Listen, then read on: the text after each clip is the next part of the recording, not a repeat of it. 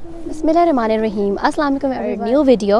आज इस वीडियो में मैं आप लोगों के साथ बात करूंगी सिटीज़नशिप या पासपोर्ट कैसे हासिल कर सकते हैं रोमानिया में आके। तो क्योंकि मैं इस वक्त रोमानिया में खड़ी हूँ, आप देख सकते हैं मेरे बैक पे। बेसिकली ये जगह है old town Bucharest. Bucharest is the capital of Romania. तो बहुत ही ज़बरदस्त सिटी है और पूरा मुल्क ही बहुत ज़बरदस्त मुझे लगा।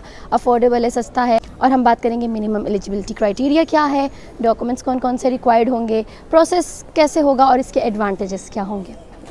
सो let's start the video. Schengen country का जो वीज़ा है वो ज़रा टफ होता है। तो अगर आप रोमानिया की शहरियत हासिल करना चाहते हैं, ये बहुत अच्छा है क्योंकि यूरोपियन और शेंजन कोई ख़ास फ़र्क उस तरह से है नहीं। अब देखें, मैं शेंजन कंट्रीज़ का मेरे पास परमिट है और मैं आराम से यूरोपियन कंट्रीज़ में घूम रही हूँ। और यहाँ पे जब कोई एक दफ़ा आ गया तो वो आराम से मूव कर लेता है दूसरे शेंजन ममालिक में, अगर आपको कोई अच्छी बेहतर जॉब मिलती है। सो अब मेन चीज़ पे बात कर लेते हैं कि अगर आपको इसकी सिटीज़नशिप चाहिए, बहुत ईजी सा प्रोसेस है।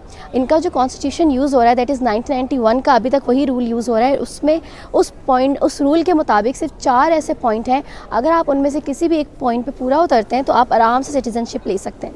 नंबर 1 पॉइंट की बात करते हैं। अगर आप बॉर्न हुए हैं रोमानिया में, इफ़ लाइक आपकी पैदाइश रोमानिया की, so you can easily get the passport. या अगर आपके one of the parents Romanian है और आपकी बेशक पैदाइश कहीं पे भी हो और आपके वन ऑफ द पेरेंट, दोनों भी हो सकते हैं या फादर या मदर कोई एक रोमानियन है, उस केस में भी आपको सिटीज़नशिप आराम से मिल जाती है। ठीक है। और इसके अलावा सेकंड वन, अगर आपको अगर किसी ने अडॉप्ट किया है और अडॉप्ट करने वाले जो पेरेंट्स हैं वो उनमें से भी one of them is Romanian, तो उस केस में भी आपको सिटीज़नशिप मिल जाएगी। लेकिन इस केस में ये होगा कि जब बच्चा 14 ईयर्स का हो जाएगा, 14 या उससे ज़्यादा का, तो उसकी भी राय पूछी जाएगी कि इधर that child want to continue with Romanian citizenship और नॉट। और ये कोर्ट भी डिसाइड करता है कि अगर पेरेंट्स म्यूचुअल डिसीजन नहीं ले पाए तो कोर्ट भी इसमें जो है ना उनको हेल्प आउट कर देता है। इसको डिफरेंट बातों को मद्देनज़र रखते हुए कि इधर उनका जो बच्चा है उसे उन्हें देनी चाहिए जो अडॉप्टेड है रोमानियन सिटीजनशिप या नहीं।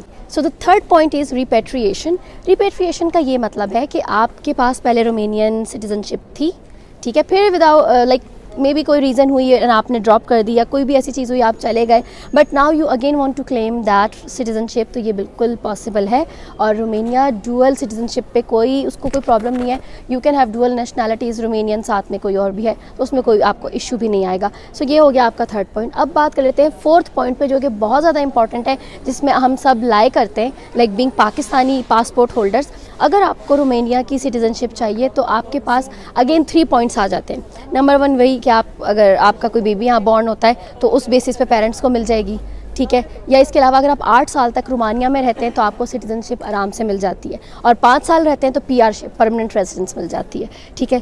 थर्ड पॉइंट, अगर आप किसी रोमानियन सिटीज़न से शादी करते हैं और वो शादी आप तकरीबन 5 ईयर्स तक मेंटेन रखते हैं, in that case you will also get citizenship for Romania. Okay.